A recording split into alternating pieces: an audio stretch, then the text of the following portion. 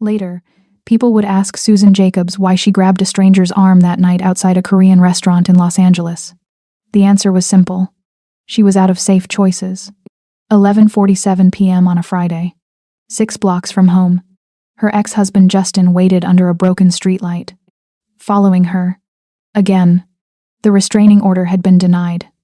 Insufficient evidence, they said.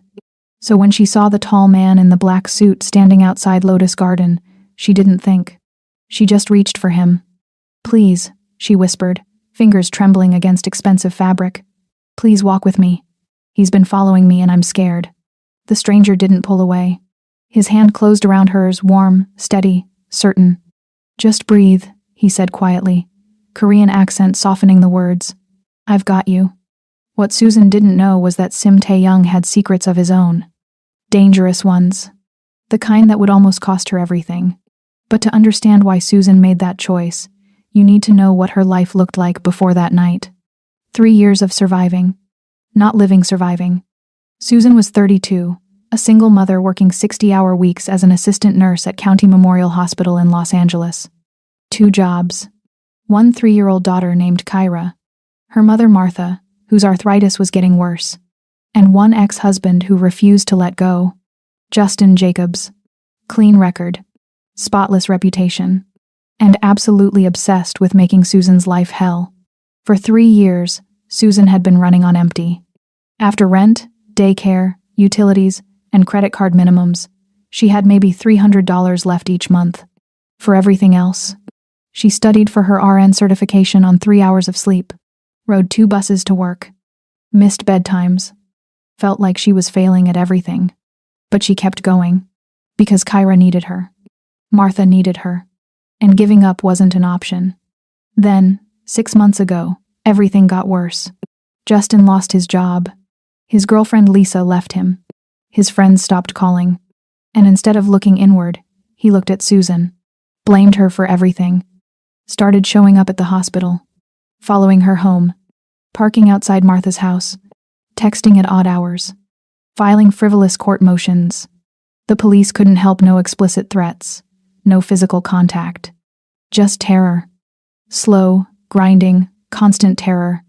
That Friday night, Susan had worked a 12-hour shift, stayed late because someone called out, missed her usual bus, had to take the route that stopped 6 blocks from home instead of 3. She was exhausted, bone-tired, 1 more crisis away from breaking. And when she stepped off that bus at 11:47 p.m. and saw Justin waiting under that streetlight, something cracked. Not broke. Cracked. Because she'd been strong for so long, and she just couldn't anymore. Not tonight. Not alone. Susan's heels clicked faster on the pavement. 1 block down. 5 to go. Keys already between her fingers like Martha taught her. Thumb on the panic button of her phone. Not that it mattered. The police had made it clear following someone isn't illegal. No explicit threats, no case. She could hear Justin behind her now. Footsteps gaining speed. "Susan." His voice cut through the empty street. Too loud. Too aggressive. "Susan, stop. We need to talk." She didn't stop. Couldn't stop. Her heart hammered against her ribs. Throat tight. Breath coming shallow. "I said stop." Angrier now. Louder. "Don't you walk away from me. I'm talking to you about our daughter." Using Kyra's name like a weapon. Like he had any right. 3 missed visits this year. 0 child support payments. But sure, now he cared about their daughter. Susan's vision blurred at the edges. Panic or exhaustion, she couldn't tell anymore. Then she saw him. Outside Lotus Garden, the Korean restaurant that somehow stayed busy even at midnight. Tall. Maybe 6 to 2, 6 to 3. Black suit that fit like it was made for him. Not off the rack from Men's Warehouse. Custom. Dark hair styled with precision. He was looking at his phone, but there was something about the way he stood. Alert. Aware. Like those Secret Service agents you see on the news. Controlled stillness. Susan didn't plan it. Didn't think. Just moved. Her floral dress swirled around her legs as she walked straight toward him. The stranger glanced up. Dark eyes. Sharp. Intelligent. Assessing. Susan's trembling fingers found his sleeve. The fabric was smooth, expensive, solid, real. "Please," she whispered, voice breaking. "Please walk with me. He's been following me and I'm scared." For one terrible second, Susan thought he'd pull away, thought she'd just made everything worse. But then his hand closed around hers, warm, calloused despite that expensive suit, steady as steel. His dark eyes swept past her to Justin, who'd frozen 10 feet away. The stranger's assessment took maybe 2 seconds. Exhausted woman in a floral dress, terror written across her face. Aggressive man in rumpled brown leather jacket, predatory posture. Not complicated math. "Just breathe," he said quietly. Korean accent softening the English words, making them sound almost gentle. "I've got you." Then he turned to face Justin. Didn't move aggressively, didn't shout, just positioned himself between them. Immovable. Justin tried to recover, puffed up his chest. "Hey man, this is between me and my wife." "Ex-wife," the stranger corrected. Voice still quiet, still calm, but something in it made the air feel colder. "And you're leaving, now." Justin sputtered. "You don't know what you're—" "I know you've been following her," the stranger interrupted. "I know she's afraid." He took one step forward. Just one. "And I know if I see you near her after tonight, you won't be dealing with police." A pause. Heavy. Weighted. "You'll be dealing with me." It wasn't a threat. Not really. More like a promise. A fact. Something about his absolute certainty, the contrast between that elegant appearance and the dangerous stillness underneath made Justin step back. Then another step. "This isn't over," Justin muttered. But he was already backing away, retreating toward the parking lot behind them. Susan watched him go, knees shaking so hard she thought they might give out. The stranger's hand tightened around hers, steadying. "Come on," he said gently. "Let me walk you home." They walked 3 blocks in silence, his black suit a shadow beside her floral dress. He matched her pace exactly. Didn't rush her. Didn't ask questions. Just walked. Present. Solid. Safe. Susan's hands wouldn't stop shaking. Adrenaline crash hitting hard. She clutched her black handbag tighter, trying to hold herself together. When they reached Martha's gate, the white picket fence Susan had repainted last summer, he finally spoke. "Wait here." He pulled a business card from his jacket pocket. Simple. Cream-colored. Just a name and phone number. Sim Tae-young, import-export consultant. "If he comes near you again," Tae-young said, handing her the card, "call me, anytime, day or night." Susan stared at the card, then at him. "Why would you help me?" she asked, voice still shaky. "You don't even know me." Tae-young's expression softened, eyes kind despite those sharp features. "I know you chose to fight instead of freeze," he said. "That takes courage, most people don't have." He stepped back, ready to leave. "Be safe, Susan." He turned and walked away before she could ask how he knew her name. Before she could ask anything, Susan stood there at Martha's gate, business card trembling in her hand, watching him disappear into the Los Angeles night.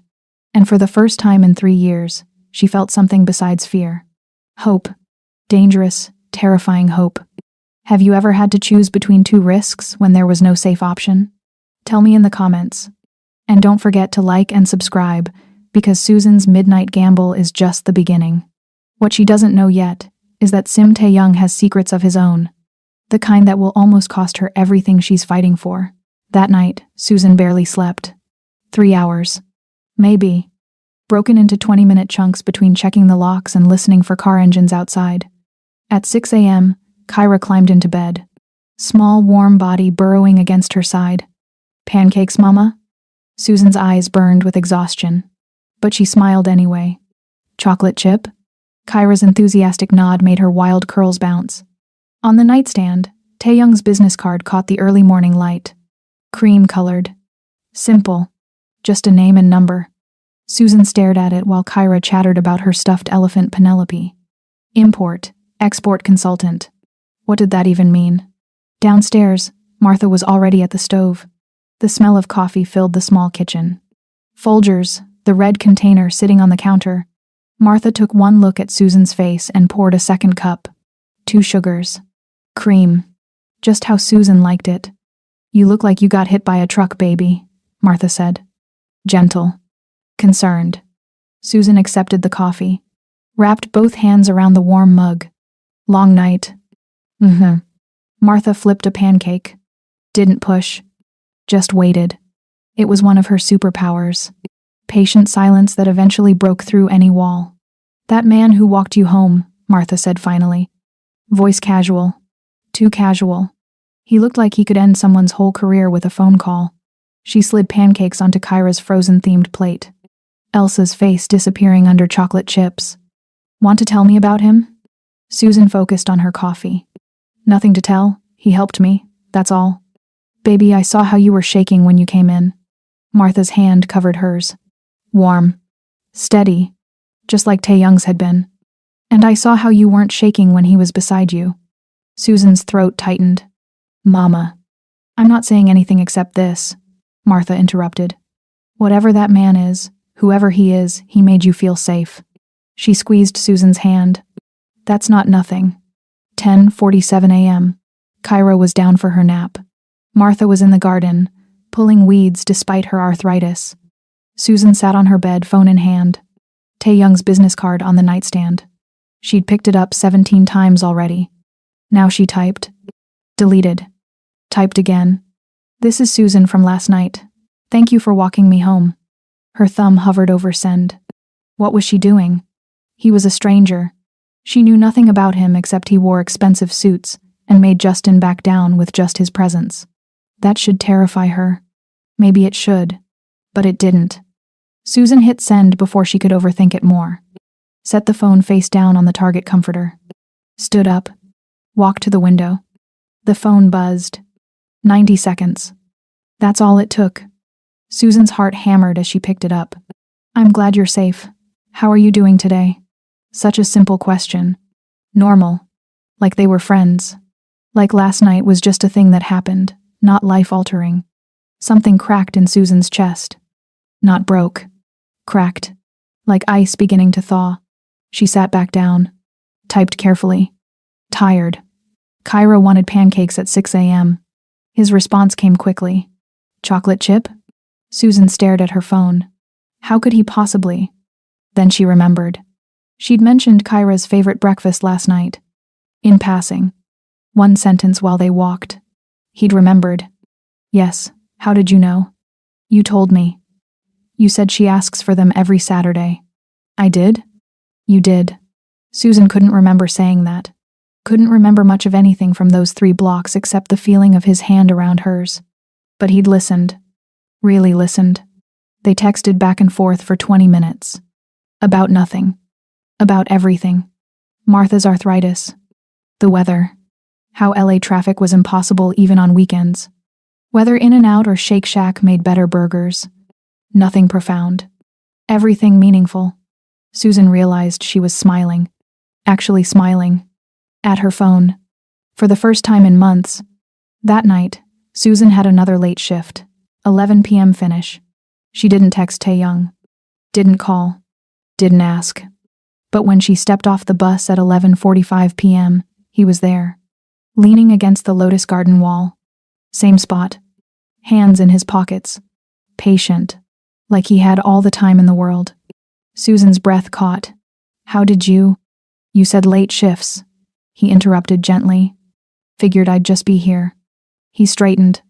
Fell into step beside her. If you didn't need me, I'd have gone home. They walked 3 blocks.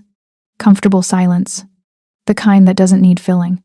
Susan's exhaustion felt different with him beside her. Still tired. Still aching. But safe. At Martha's gate, he stopped. Same time Monday? Susan nodded. Didn't trust her voice. Didn't trust anything except the way he made the world feel smaller. Manageable. Less terrifying. He smiled. Small. Genuine. Good night, Susan. Good night. She watched him walk away. Again. Disappearing into the Los Angeles darkness. And thought about Martha's words. He made you feel safe. That's not nothing. No. It really wasn't. Men who seemed too good were always hiding something. Susan knew that. Had learned it the hard way with Justin. But maybe, just maybe, Some strangers were worth the risk. 2 weeks passed. Nightly walks. 3 blocks. Sometimes in silence. Sometimes talking about everything and nothing. Susan learned things. Small things.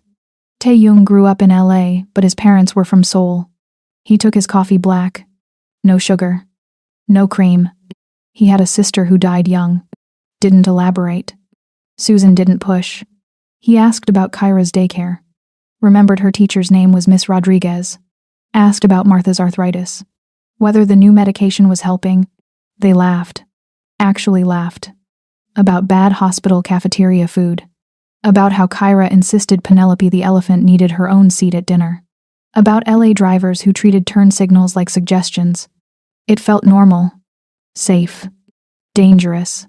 Friday night. 2 weeks exactly since that first walk. They stood outside Lotus Garden. Same spot where Susan had grabbed his arm. Tae-young hesitated. Unusual for him. He was always so certain. "Would you have dinner with me?" he asked. Voice careful. Real dinner, not midnight safety escorts. Susan's stomach flipped. A date. He was asking her on a date. She hadn't been on a date in 4 years. Not since before Kyra. "I don't know if—" "Bring Martha and Kyra," he interrupted. Quick. Like he'd anticipated her hesitation.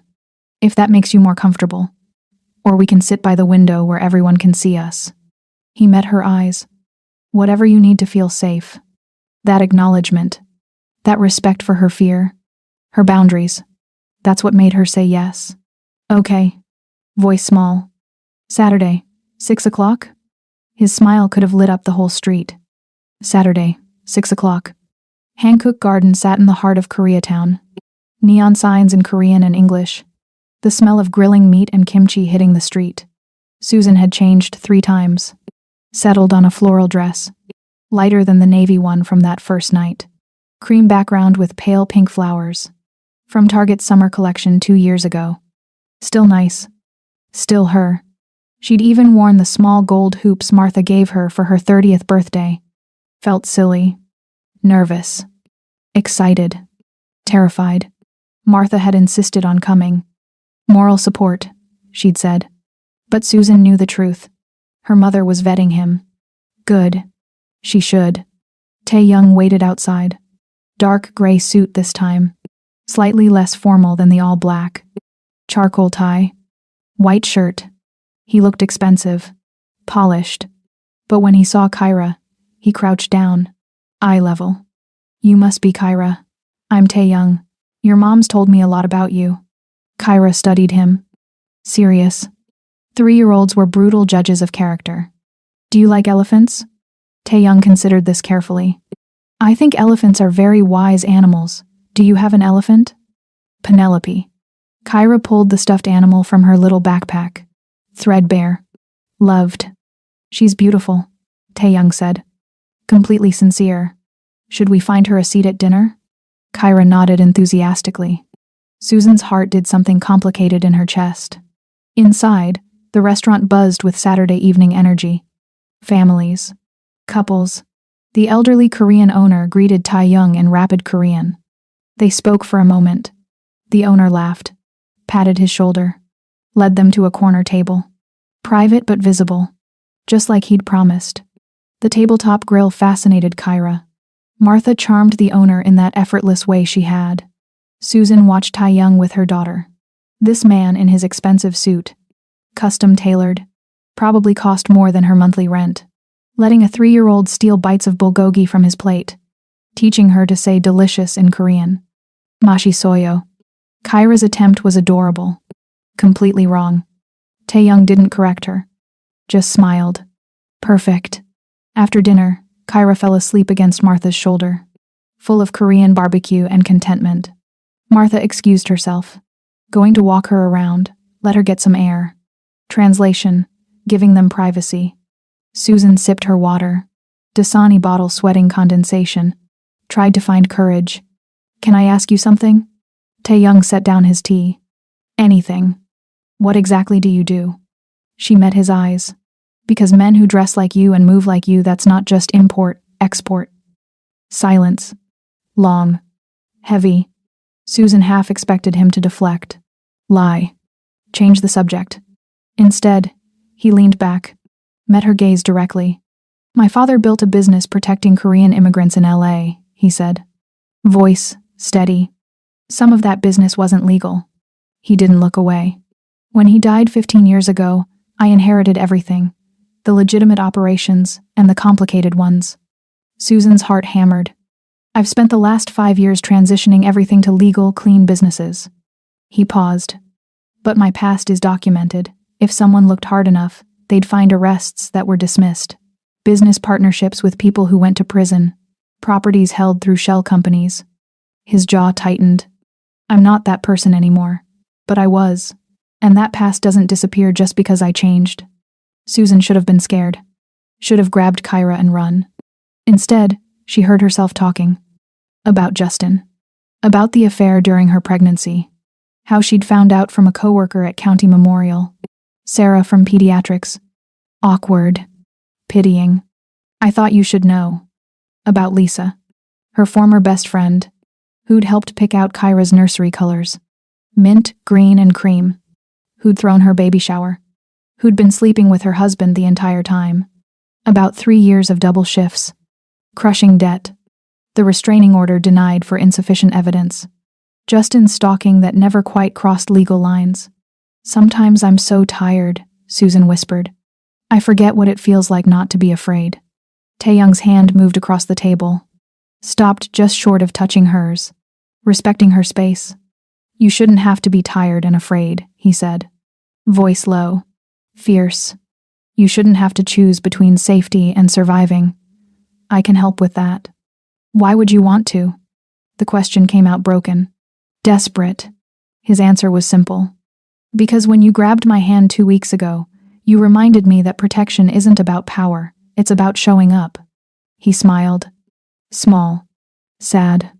And I want to keep showing up for you. Susan's next question surprised even her. Maybe it was the soju. Maybe it was feeling safe for the first time in years. Have you hurt people? Taeyoung didn't flinch. Yes. Honest. Direct. Not in 5 years, but yes, I won't insult you by pretending I'm something I'm not. Silence stretched between them. Kyra's soft snoring drifted from across the restaurant. Martha was definitely listening while pretending not to. Are you trying to scare me away? Taeyoung's surprised laugh was quiet. Honestly, yes. You deserve someone uncomplicated. Susan thought about that. About Justin's clean record. His spotless background check. How none of that stopped him from destroying her. I was married to someone uncomplicated, she said finally. He had a clean record and he terrorized me. She met Taeyoung's eyes. You have a complicated past and you've never made me feel anything but safe. Her hand moved. Closed the distance. Touched his fingers. So maybe uncomplicated isn't what I need. If you were Susan, could you accept someone's dangerous past if their present felt safe? Drop your thoughts in the comment. I'm genuinely curious where you draw that line. The next 6 weeks changed everything. Quietly. Gradually. Like seasons shifting. Taeyoung didn't make grand gestures. Didn't sweep in like some romance novel hero. He just showed up. Consistently. Reliably. The way no one ever had before. Week 2. Susan mentioned her lawyer. Court appointed. Overworked. Barely returned calls. 3 days later, Taeyoung handed her a business card. Catherine. Family law. She specializes in domestic abuse cases. Susan stared at the card. Embossed. Professional. I can't afford. Pro bono, he interrupted gently. She owes me a favor. She's expecting your call. Susan wanted to argue. Wanted to say she didn't need charity. But she did need help. Desperately. Thank you. 2 words. Inadequate for what he'd just given her. On week 3, Martha's arthritis flared badly. Hands swollen. Moving slow. Hiding pain behind smiles. Susan mentioned it once. Just once. During their nightly walk. The next Sunday, Taeyoung arrived with information. USC Medical Center. Clinical trial for rheumatoid arthritis. New medication showing promising results. My sister, he started. Stopped. Started again. Before she died, She had arthritis. I researched treatments. This one's legitimate. He'd already made calls. Got Martha on the waiting list. Just like that. On week 4. The porch railing. Broken for 6 months. Susan kept meaning to fix it. Never had time. Or money. Or energy. Tae-young showed up on a Saturday morning. Toolbox in hand. Spent 3 hours replacing wood. Sanding. Staining. Martha brought him lemonade. Kyra helped by handing him the wrong tools. He never complained. Just smiled. Patient. Kind. When he finished, the railing was perfect. Sturdy. Safe. You didn't have to do that, Susan said. He wiped his hands on an old rag. I know. Sunday dinners became tradition. Every week. 6 o'clock. Tae-young would arrive with ingredients. Teach Kyra to make Korean food. Bulgogi. Japchae. Tteokbokki that Kyra declared spicy but good. After dinner, he'd read to her. Korean children's books. His voice soft. Lilting through unfamiliar syllables. Kyra didn't understand the words. Didn't matter. She loved the sound. The attention. The consistency. Susan would watch from the doorway. This man in his expensive clothes. Sitting on Kyra's twin bed with the Moana sheets. Reading about tigers and rabbits and clever foxes. Her daughter curled against his side. Completely trusting. It terrified her. Tuesday night. 11 p.m. Susan's break at County Memorial. She sat in the staff room. Vending machine humming. Studying for her RN certification. Flashcards spread on the table. Someone knocked. Tae-young stood in the doorway. 2 coffees from Starbucks. Her order. 2 sugars. Cream. How did you... You mentioned you had a late shift. He set the coffee down. Didn't stay. Didn't hover. Just smiled. Study well. Gone before she could say thank you. 2 a.m. on a Thursday. Kyra woke up coughing. Wheezing. Allergies. Bad. Susan tore through the medicine cabinet. No children's Benadryl. She'd forgotten to refill. Walgreens was closed. CVS was 20 minutes away. No car. Panic rising. She texted Tae-young. Didn't expect a response. It was 2 a.m. Her phone rang 30 seconds later. I'm coming. 20 minutes later, he arrived. Children's Benadryl. Grape-flavored. Kyra's favorite. Also a humidifier. Just in case. How did you get this so fast? I know a 24-hour pharmacy in Koreatown. He stayed while Kyra's breathing eased. Sat on the couch. Quiet. Present. Martha came downstairs in her robe. Took one look. Went back to bed smiling. Sunday afternoon. Martha washing dishes. Susan drying. Through the kitchen window, Tae-young pushed Kyra on the swing. Higher. Higher. Kyra's delighted shrieks filling the yard. That man is in love with you, Martha said. Casual. Like commenting on the weather. You know that, right? Susan focused on the plate. Blue ceramic. Chipped edge. We're friends. Martha's laugh was soft. Knowing. Baby, friends don't look at each other like that. She handed Susan another dish. Friends don't memorize coffee orders and show up at 2 a.m. with children's Benadryl. He's building a life around you, Kyra, and me. Her hand covered Susan's. Question is, are you going to let him? Susan's throat tightened. What if I trust him and he leaves? The fear came out broken. Raw. What if Kyra gets attached and he decides this is too complicated? What if I'm making the same mistake I made with Justin? Martha dried her hands. Turned Susan to face her. Justin was a mistake because he made you small. Her voice was firm. Gentle. This man makes you braver. That's the difference. Across town, Justin's apartment was falling apart. 3rd floor. No elevator. 6 months since Lisa left. 4 months since he lost his sales job. 2 months since his friends stopped returning calls. The living room was a mess. Pizza boxes. Beer cans. Laptop open to Susan's Facebook. Limited profile. She'd blocked him. But he'd found ways. Fake accounts. Mutual friends. Photos leaked through. Susan smiling. Susan with a man. Tall. Asian. Expensive suit. That man with Kyra. His daughter. Justin's obsession crystallized into something concrete. Susan was the problem. If she'd just forgiven him, if she'd just tried harder, if she'd just been better, none of this would have happened. He opened Google, searched for private investigators, found one. Pete Rogers. Strip mall office in Burbank. Reviews said he was thorough, discreet, affordable payment plans. Justin made the call. Pete's investigation took 3 weeks. Photos first. Susan and the Asian man walking at midnight. Sitting at Hancock Garden. At Martha's house with Kyra. Then the digital deep dive. Property records. Business registrations. Court documents. The gold mine came week 4. Arrest records. Dismissed. But existing. Assault charges from 2010. Bar fight. Charges filed and dropped in 2015. No details. Just records. Business partnerships. Danny Kim. Currently serving 10 years for racketeering. News articles. Old ones. Sim family controlled underground economy in Koreatown, sources say. Shell companies. LLCs. Properties registered under corporate names. International wire transfers. Cash-heavy businesses. Pete compiled everything. Manila folder. Thick. Damning. Justin sat in Pete's office. Cheap laminate desk. Buzzing fluorescent lights. Pete slid the folder across. What you're looking at is explosive. He leaned back. But it's old. No current criminal activity. Guy's been clean for 5 years. Justin flipped through pages. Arrest records. Photos. Business documents. But he wasn't always. His voice was certain. Righteous. That's what matters. Pete's expression shifted. Uncomfortable. You understand using this to weaponize custody could backfire?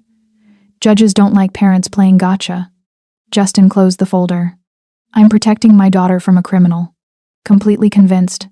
Any judge will see that. Michael Bradford's office smelled like old coffee and desperation.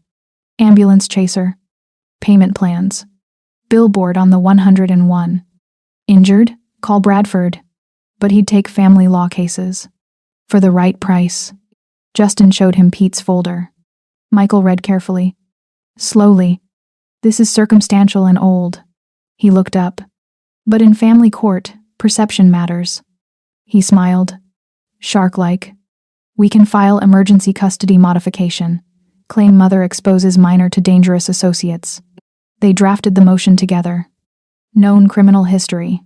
Organized crime ties. Impaired judgment.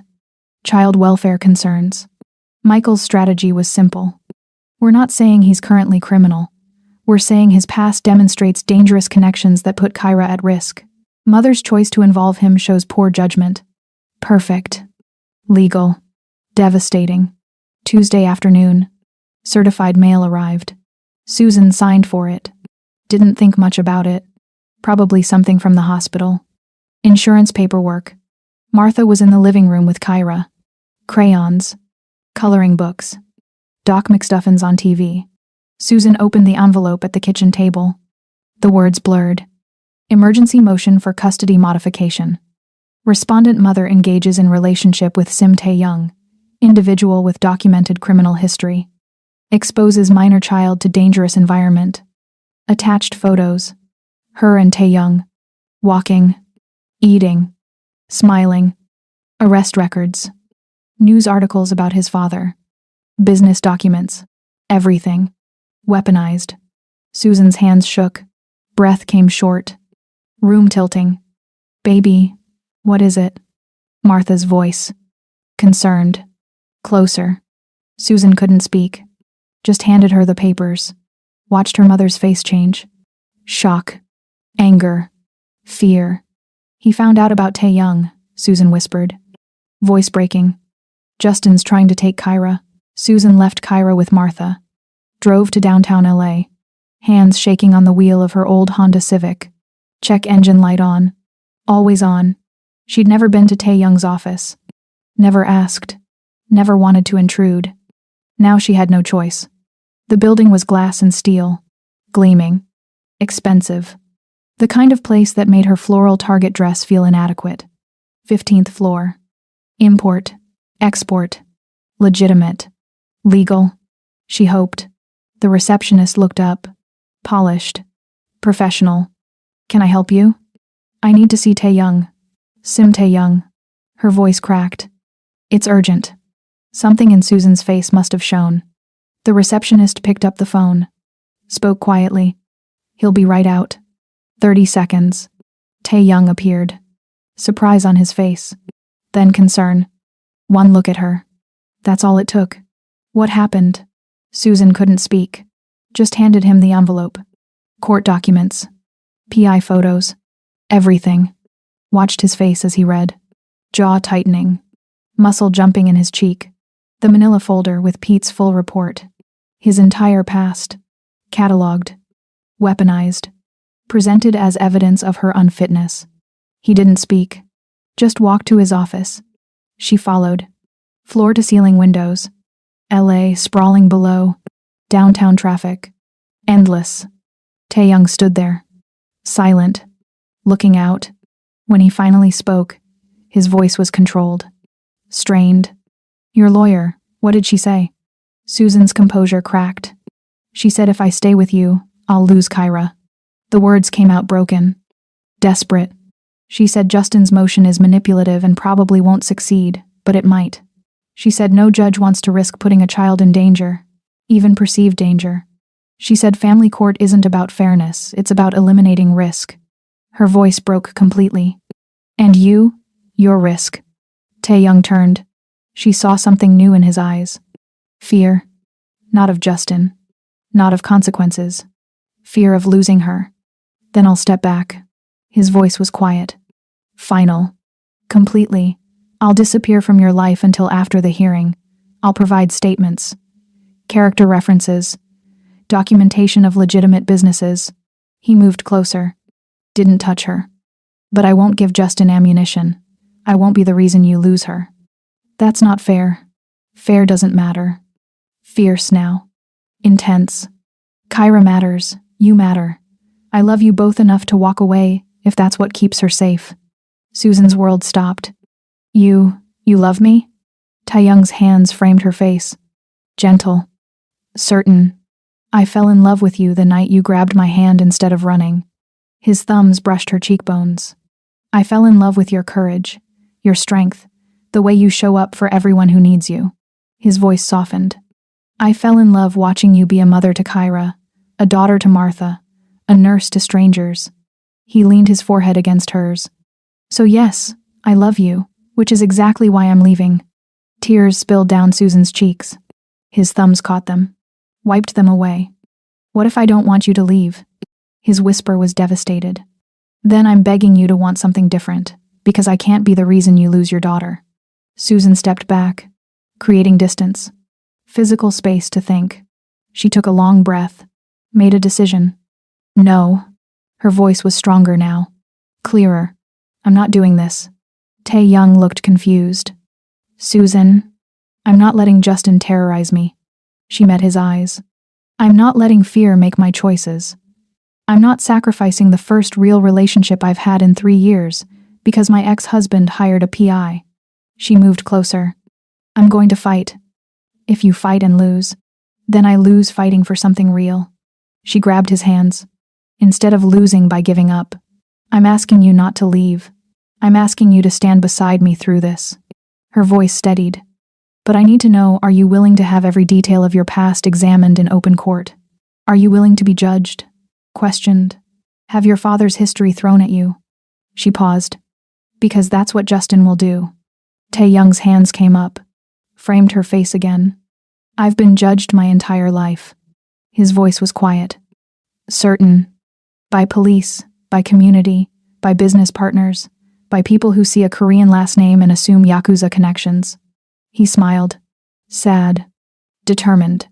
I've spent 15 years proving I'm more than my father's legacy. If I have to prove it again in court to keep you in my life, to keep Kyra safe, to keep Martha happy, to keep us together, I'll do it. The kiss was desperate. Fierce. Full of everything they were fighting for. His promise came against her lips. We're going to win this. Together. They called Catherine immediately. Conference call from Tae-young's desk. Speakerphone. professional, efficient. Catherine's voice was measured. This makes it harder, but not impossible. Papers rustling on her end. We need overwhelming evidence. Tae-young's legitimate reformation. Justin's pattern of harassment. Susan's excellent parenting. The stability Tae-young adds to the household. She outlined the strategy. CPS interviews. Susan cooperative. Prepared. Demonstrating stable home. Psychological evaluation. Susan participates fully. Addresses questions directly. No defensiveness. Tae-young's documentation. 5 years of tax returns. Business licenses. Community involvement. Letters from business partners. Clergy. Employees. Counter evidence on Justin. Hospital security footage of stalking. Supervisor statements about harassment complaints. Documentation of missed child support. Cancelled visitations. It's going to be invasive, Catherine warned. Uncomfortable. They'll dig into everything. Susan looked at Tae-young. His hand found hers. We're ready. The next 6 weeks were hell. CPS worker showing up unannounced. Clipboard. Questions. Evaluating the home. Susan's parenting. Martha's involvement. Interviewing Kyra. Does Tay-Tay ever yell? Does Mommy seem scared? Do you feel safe? Kyra didn't understand. Kept asking why the nice lady visited so much. The psychological evaluation was worse. Dr. Morrison. Kind eyes. Invasive questions. Do you believe your romantic feelings impair your judgment regarding your daughter's safety? How do you reconcile Mr. Sims' criminal history with your responsibility as a mother? What would you do if forced to choose between your relationship and your child? Susan answered honestly, carefully, trying not to sound defensive, trying not to break. Tae-young provided everything. Business records. Tax returns showing legitimate income. Character references from community leaders. Bank statements. Lease agreements. Proof of transition from shadow to light. Martha gave her deposition. Devastating testimony. About which man showed up. Which man terrorized. Which man protected. Catherine was relentless. Thorough. Building their case brick by brick. The toll showed. Susan lost weight. Stress-stealing appetite. Her scrubs hung loose. Coworkers noticed. Didn't ask. She couldn't sleep. 3 hours a night. Maybe. Kyra asked why Mommy cried. Susan lied. Happy tears, baby. Martha watched with worried eyes. Baby, are you sure you can survive this? Susan's answer was automatic. I don't know. Honest. Raw. But I know I can't survive giving up. If you had to choose between protecting your child and protecting your chance at love, which would you choose? Or is there a way to protect both? Drop your thoughts in the comments. Because Susan is about to find out if fighting for both is brave or foolish. Van Nuys family court. Tuesday morning, 8:47 a.m. Susan arrived in Martha's navy dress. Borrowed. Professional. Not expensive. From Macy's clearance rack 3 years ago. But clean. Pressed. Appropriate. Martha's hand gripped hers. Tight. Reassuring. Tae-young wore a dark gray tailored suit. Understated. Nothing flashy. Nothing that screamed money or power. Just dignified. Respectful. Catherine strode ahead. Confident. Briefcase in hand. Expensive heels clicking on linoleum. The waiting room smelled like stale coffee and anxiety. Fluorescent lights hummed overhead. Harsh. Unforgiving. Families everywhere. Various states of crisis. Crying children. Angry parents. Lawyers whispering strategies. Susan's stomach churned. She'd had coffee. Folgers. 2 sugars. Cream. Couldn't keep down breakfast. Kyra was with a friend from daycare. Didn't need to see this. Didn't need to know Daddy was trying to take her away. Justin arrived at 8:52. Michael Bradford beside him. Cheap suit. Slightly rumpled. Billboard lawyer. Justin looked nervous, but righteous. Convinced he was saving Kyra. Protecting her. Being a good father. Their eyes met. Susan and Justin. 3 years of history, in one glance. Love. Betrayal. Pain. Anger. Everything unsaid. Everything that couldn't be undone. Tae-young positioned himself slightly behind Susan. Present. Supportive. But not dominating. Not claiming space that wasn't his. Respectful. Always respectful. The bailiff called them at 9-3. Family law case. 2026F. L03847, Jacobs, v. Jacobs, custody modification. The courtroom was smaller than Susan expected. Wood paneling, American flag, California state flag. Judge's bench elevated, imposing. Judge Patricia Morrison presided. Black woman, mid-50s. Reading glasses on a chain. Reputation for cutting through nonsense. Catherine had done her homework. Judge Morrison is fair, she'd said. She doesn't tolerate games. Susan hoped that was true. Michael Bradford stood first. Opening statement.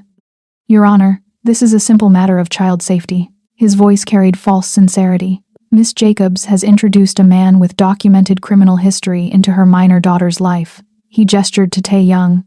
We're not impugning Mr. Sim's current character. We're concerned about exposure to dangerous associates from his past. Miss Jacobs' judgment in creating this risk. He sat down, satisfied. Catherine stood, poised, prepared. Your Honor, this is a matter of a vindictive ex-husband, weaponizing a man's reformed past. Her voice was clear, strong. We'll demonstrate Mr. Jacobs' pattern of stalking, harassment, and manipulation. We'll show that the only danger to this child comes from her biological father's obsession with controlling her mother. She sat. Judge Morrison made notes. Expression neutral. Unreadable. Michael called Justin first. Justin took the stand. Nervous energy. Fidgeting. But determined. His narrative was rehearsed. Concerned father. Blindsided by divorce. Wanting daughter safe. Saw photos of Susan with a known criminal. Hired a PI out of parental duty. I love Kyra more than anything, he said. Voice breaking. Theatrical. When I saw those arrest records, those news articles about organized crime, I couldn't sleep. What kind of father would I be if I didn't protect her? Some people in the gallery nodded. Sympathetic. Susan felt sick. Catherine's cross-examination was surgical, precise, devastating. Mr. Jacobs, how many court-ordered visits with Kyra have you attended in the past year? Justin shifted. I've been dealing with employment challenges. The answer is 3 out of 26. Catherine's voice cut through his excuse. You've missed 88% of your scheduled time with the daughter you claim to want to protect. Justin flushed. How much child support have you paid in the past 6 months? I lost my job. $0. Catherine didn't let him finish. You've contributed nothing while Miss Jacobs worked 60-hour weeks to support your child. She pulled out a tablet. Hospital security footage. And the restraining order Miss Jacobs applied for you contest that you were stalking her? I was trying to talk to her about Kyra. The footage played. Silent. Damning. Justin following Susan to the parking lot. Waiting by her car. Confronting her despite her obvious distress. Does trying to talk typically involve following someone who's trying to get away from you? Justin had no answer. Just stammered. Flustered. Exposed. Pete Rogers testified next. Professional. Detached. Presented photographs. Arrest records. Business connections. Subject has documented history of assault charges, business partnerships with convicted felons, properties held through shell companies. He made it sound sinister, organized, criminal. Catherine's cross was methodical. Mr. Rogers, you mention arrest charges from 2010 and 2015. What was the outcome? Dismissed in both cases. So Mr. Sim was never convicted of any crime? Not to my knowledge. And these business partnerships, did your investigation reveal any current illegal activity? Pete hesitated. No, but past associations. I'm asking about current, Mr. Rogers. Catherine's voice sharpened. Did you find evidence of current criminal activity? Long pause. No. How long has Mr. Sim operated legitimate businesses? My research indicates approximately 5 years of documented legitimate operations. So for 1/3 of his adult life, he's been running clean businesses, paying taxes, operating within legal boundaries? Pete nodded, reluctant. Technically, yes. Catherine called Tae Young. He stood, walked to the stand, calm, composed, took the oath. Saturday. Mr. Sim, Mr. Bradford has characterized you as dangerous. Are you dangerous? Tae Young didn't flinch. I was. Honest. Direct. I'm not proud of that person, but I won't pretend he didn't exist. I made choices in my 20s I would never make now. I hurt people in business dealings that weren't honorable. He paused. When my father died, I inherited an organization that profited from desperation. It took me years to understand how wrong that was. What changed? Tae Young's voice softened. My sister died. Na Young was 23. killed in a car accident while fleeing an abusive ex-boyfriend. His hands tightened. I had all this power, all these resources, and I couldn't save her because I didn't know she needed saving. He looked at Judge Morrison. That's when I understood. Real power isn't controlling people or situations. It's showing up for people who need you. So I spent 5 years dismantling everything dishonorable my father built. I'll never get those years back. But I can make sure the next 30 years are different. Michael Bradford tried to shake him. You admit to hurting people? Yes. And you think that's acceptable background for someone around a 3-year-old child? I think people can change. Tai Young's voice was steady. I think reformation is possible. I think who I am now matters more than who I was 15 years ago. And who are you now, Mr. Sim? Tai Young looked directly at Judge Morrison.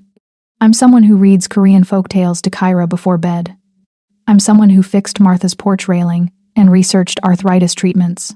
I'm someone who walks Susan home from late shifts to make sure she's safe. He paused. I'm not asking this court to excuse my past. I'm asking it to see that people can become better than they were. Martha's testimony was devastating, clear, unflinching. I've known 2 men in my daughter's life. Justin has a spotless record because he's never been caught. Tai Young has a complicated record because he got caught, served consequences, and changed. Judge Morrison leaned forward. Mrs. Jacobs, are you concerned about your granddaughter's safety around Mr. Sim? Martha's answer was immediate. No, Your Honor. I'm concerned about her safety around her biological father. Justin stalked my daughter, filed frivolous lawsuits, uses his child as a weapon. She didn't waver. Tai Young made mistakes 15 years ago and spent 5 years becoming someone different. If this court can't tell the difference between someone who changed and someone who just hasn't been caught yet, I don't know what to say. Catherine called Susan last. Final witness. Susan stood, walked to the stand. Navy dress. Simple, dignified, took the oath. Her testimony was clear, exhausted but honest. Your Honor, I know Tai Young's history. He told me himself before Justin's PI ever found it. Michael Bradford's cross was aggressive. Miss Jacobs, you allow this man around your daughter knowing his history? Susan's answer was powerful. I allow a man who reads her bedtime stories, who remembers her stuffed elephant's name is Penelope, who fixed our porch railing because he noticed my mother struggling. Her voice strengthened. Who never raised his voice. Never made me feel small. Never made me question whether I was safe. Yes, I allow that man around my daughter. Are your romantic feelings clouding your judgment? No. Susan looked at Judge Morrison. My experience is informing it. I was married to a man with a spotless record who stalked me. I'm with a man who has a complicated past and has never made me feel anything but safe. She didn't look away. This court wants to judge safety by background checks. I'm judging it by behavior, by who shows up, who protects versus who harms. Judge Morrison's expression gave nothing away. I'll take this under advisement. Decision within 7 business days. The gavel fell. Final. Terrifying. Susan, Martha, Tai Young, and Catherine exited. Uncertain. Exhausted. The wait had begun. If you were Judge Morrison, what would you decide? Can people truly leave their past behind? Or does it always define them? Drop your verdict in the comments. 7 days felt like 7 years. Susan returned to work. County Memorial. Same shifts. Same patients. But she was barely functional. Tuesday, she almost gave Mr. Patterson the wrong medication. Catherine from pediatrics caught it. Susan, you okay? But she wasn't. Wednesday, she cried in the supply closet. 15 minutes. Between bedpan changes and vital checks, trying to hold herself together. Sleep was impossible. 2 hours a night. Maybe. Lying awake. Staring at the ceiling. Waiting. Kyra asked questions. Why does Mommy seem sad? Susan lied. Just tired, baby. But Kyra knew. 3-year-olds always knew. Tai Young kept his distance. Catherine's advice. Don't give them ammunition if the judge is still deciding. But he texted constantly. Morning. Afternoon. Night. Just breathe. We did everything right. Just breathe. That phrase. Their phrase. From that first night, it kept her anchored. Barely. Martha was unwavering. Cooking meals Susan couldn't eat. Holding her while she cried. Reminding her she wasn't alone. You're going to get through this, baby. Susan wanted to believe her. Couldn't quite manage it. Day 7. Tuesday, 2:47 p.m. Susan was on break. Hospital cafeteria. Lukewarm coffee from the Keurig machine. Her phone buzzed. Email. From Catherine. Subject line, decision received. Susan's heart stopped. Actually stopped. She couldn't breathe. Couldn't move. Just stared at those 2 words. Finally clicked. Ruling attached. Call me. Her hands shook too hard to open the PDF. 3 tries. Finally, it loaded. Order granting respondent mother full physical and legal custody with supervised visitation for petitioner father. Susan read it again. Then again. Judge Morrison's reasoning followed. The court found no credible evidence that Tae-young's past posed current danger. He'd operated legitimate businesses for 5 years, paid taxes, demonstrated consistent, positive presence in Kyra's life. Conversely, Justin's pattern was damning. Missed visitations, no child support, documented stalking, weaponizing custody to harass Susan. The judge granted Susan full custody, permanent restraining order, supervised visits only for Justin. Susan's vision blurred. Tears. Relief. 3 years of fear pouring out. She called Catherine from the parking lot. Couldn't speak. Just sobbed. Catherine's voice was warm. Professional but genuinely happy. You won, Susan. Full custody. Restraining order. Supervised visits only. A pause. Justin will pay your legal fees as sanction for frivolous filing. You won. Susan gasped for air. You stood up for yourself and your daughter. You chose to fight instead of folding. Catherine's voice softened. I'm proud of you. Thank you. Susan's whisper was broken. Grateful. Thank you for believing me. I didn't win this, Susan. Catherine's certainty came through. You did by being brave enough to trust yourself. Susan drove home. Probably shouldn't have. Vision blurred with tears. Hands shaking on the wheel. But she made it. Burst through the door. Martha and Kyra were making cookies. Chocolate chip. Toll House recipe. The kitchen smelled like home. Martha took one look at Susan's face. Baby? Susan's sob was answer enough. I won, Mama. I get to keep her. Martha's tears came immediately. Fierce hug. Strong. Safe. Kyra looked up from cookie dough. Confused. Why is everyone crying? Martha laughed through tears. Happy tears, baby. Sometimes people cry when good things happen. Kyra considered this. Pragmatic. Can we still make cookies? 3 generations laughed. Yes. Cookies were still happening. Susan texted Tae-young. Hands still shaking. Can you come over? I have news. His response was immediate. On my way. 20 minutes later. He definitely broke speed limits. Probably ran red lights. Susan opened the door. He stood there. Breathless. Terrified. Not knowing what the news meant. Susan smiled. First real smile in 7 days. I won. His stunned silence. Then cautious hope. Full custody? Full custody. Restraining order. Supervised visits only. His reaction was immediate. Pulling her into a fierce hug. Face buried in her hair. Trembling.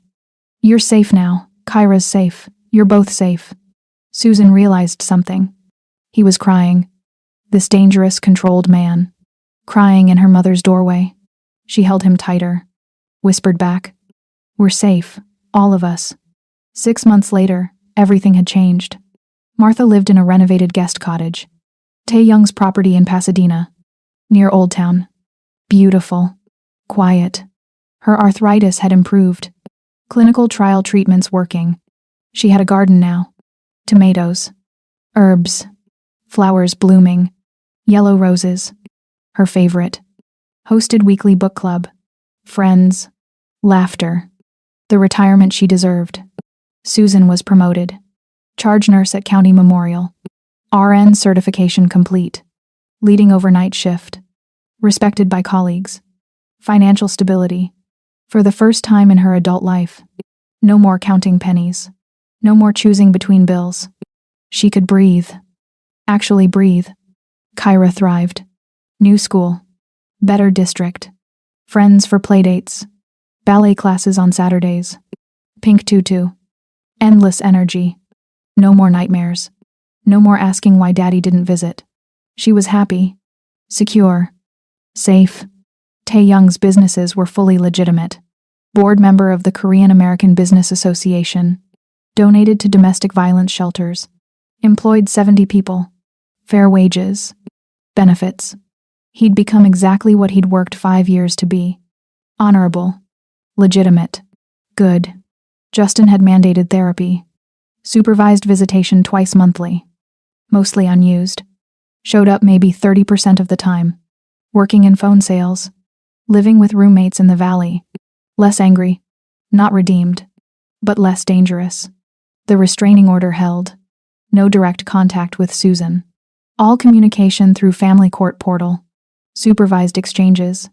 Neutral location. Social worker present.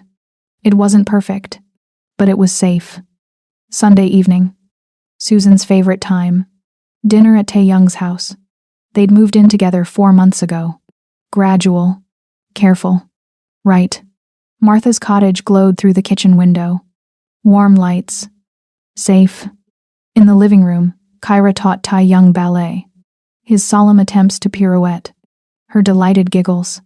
Susan washed dishes. Watched them. Heartful. Tae-young appeared behind her. Arms around her waist. What are you thinking about? She leaned back against him. About a midnight bus stop 2 years ago. About being so desperate I grabbed a stranger's hand. His question was soft. Regret it? Susan turned to face him. Met his eyes. Not for 1 second. Saturday morning. 3 years after that first midnight encounter. Susan woke at 8 a.m. Luxury. Pure luxury. No alarm. No early shift. Just soft morning light through curtains. She stretched. Padded to the kitchen. Coffee already brewing. Keurig humming. Tae-young had started it before his morning run. Thoughtful. Always thoughtful. Kyra was 6 now. Losing baby fat. Reading chapter books. Harry Potter. Percy Jackson. Questions about everything. Why is the sky blue? Where do babies come from? Can Penelope come to my school play? This morning, she chattered about her upcoming performance. The Little Mermaid. She was playing a sea creature. Very important role, she insisted. Martha was in her cottage. Painting landscapes. Healthier than she'd been in a decade. Clinical trial working miracles. Garden thriving. Life blooming. Perfect ordinary domestic morning. Pancakes. Coffee. Kyra's endless energy. Everything Susan never thought she'd have. Tae-young came back from his run. Nike running shoes. Gray athletic shirt. Slightly breathless. Let's go to the park today. Casual. Easy. All of us. It's supposed to be beautiful. Susan agreed immediately. Griffith Park. Their usual weekend spot. Martha joined. Brought a picnic lunch. Sandwiches from Whole Foods. Fruit. Lemonade. Completely normal family outing. Kyra on the swings. Higher. Higher. Feeding ducks at the pond. Stale bread saved from breakfast. Martha reading on a bench. Mystery novel. Agatha Christie. Her favorite. Susan oblivious to Tae-young's nervous energy. The way he kept checking his pocket. Adjusting his jacket. Looking at his watch. Late afternoon. Golden hour light filtered through trees. Soft. Warm. Perfect. They sat on a hill overlooking LA. City sprawling below. Endless. Beautiful in the fading light. Kyra picked flowers nearby. Dandelions. Weeds, really. But beautiful to her. Martha watched from a distance. Knowing. Smiling. Tae-young's voice was quiet. Can I tell you something? Susan turned. Always. His story came slowly. Carefully. 3 years ago, I was standing outside a restaurant at midnight. He looked at the city. Successful by every measurable standard. Money, business, respect. A pause. Completely empty. His hand found hers. Then a terrified woman grabbed my hand and said, "Please," and my entire life changed. Susan's throat tightened. Mine too. You saved my life before we ever met. His voice was thick with emotion. You showed me protection isn't about power, it's about presence. You taught me reformation is possible. That past doesn't determine future. That choosing to be better every day is what matters. He turned to face her fully. You gave me a family when I thought I'd build my life alone. Tae-young reached into his jacket pocket, pulled out a small velvet box. Navy blue. Simple. Then dropped to one knee on that Griffith Park hillside. Susan's tears came immediately. Hand over mouth. Susan Jacobs. His voice was steady despite emotion. You're the bravest person I've ever known. You grabbed a stranger's hand when you were terrified. You fought for your daughter when the system was stacked against you. You chose to trust again after being betrayed. He opened the box.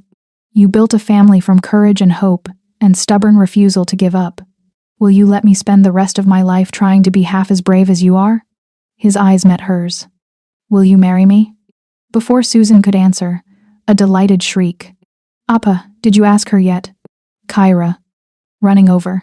Flowers forgotten. Tae-young's sheepish look. I might have told Kyra this morning. She said yes, right? Kyra's eyes were wide. Excited. She has to say yes. Susan laughed through tears. I haven't said anything yet. But you're going to say yes, right?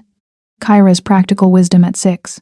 Because Appa picked the ring with me and we got the simple one you like, not the big sparkly one, and he practiced asking me like 40 times, and…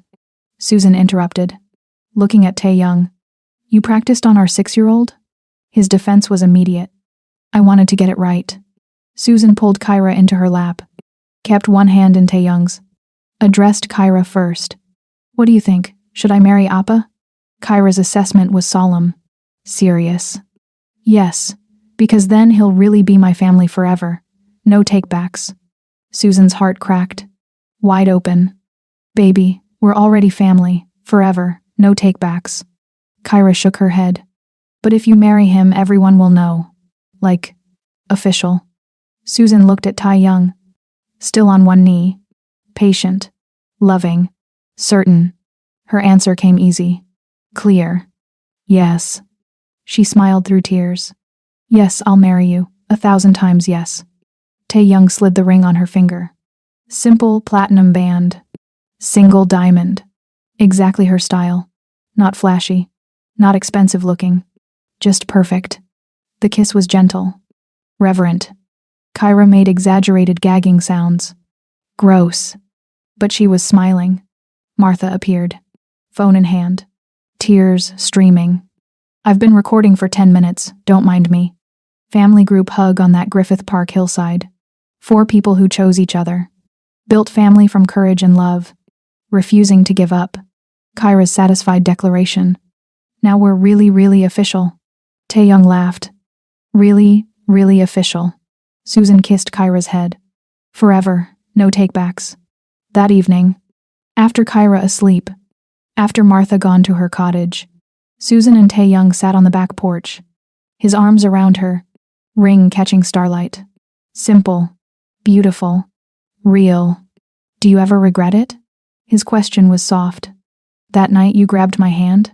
Everything that came after the custody battle? The judgment? The complications? Her answer was immediate. Certain. Not for 1 second. She turned in his arms. I regret the years before, when I thought I had to survive alone, but grabbing your hand, choosing to fight, building this family? She smiled. I'd do it all again. His reflection came slowly. You gave me something I didn't think I could have.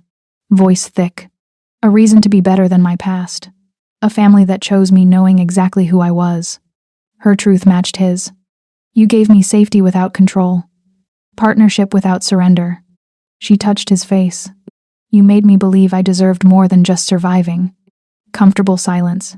City lights twinkling below. Pasadena spreading out. Endless. Beautiful. Susan's whispered thought. Somewhere in LA right now. Maybe there's another desperate woman stepping off a late bus. Pause. Maybe she's being followed. Maybe she's terrified. Tae-young's quiet question. What would you tell her? Susan's wisdom came from experience. Hard-earned. Real. I'd tell her fear is information, not destiny. I'd tell her asking for help isn't weakness, it's the first step toward saving yourself. She leaned back. Safe. Loved. I'd tell her the right person won't make her feel small for needing safety. And I'd tell her 3 years from now, she might be sitting on her porch, engaged to the stranger who walked her home, building a life she couldn't imagine was possible. Taeyoung's addition was soft. I'd tell her some strangers are worth trusting. Susan's smile caught the moonlight. And some midnight gambles change everything. If Susan's story moved you, don't keep it to yourself. Share this video with someone who needs to hear it. Someone who's surviving instead of living. Someone who's forgotten what safety feels like. Because sometimes the bravest thing you can do is reach for help. And sometimes, the stranger who helps you becomes home. Don't forget to like and subscribe for more stories about courage, love, and refusing to give up. Because everyone deserves a second chance at happiness. And some love stories are worth fighting for.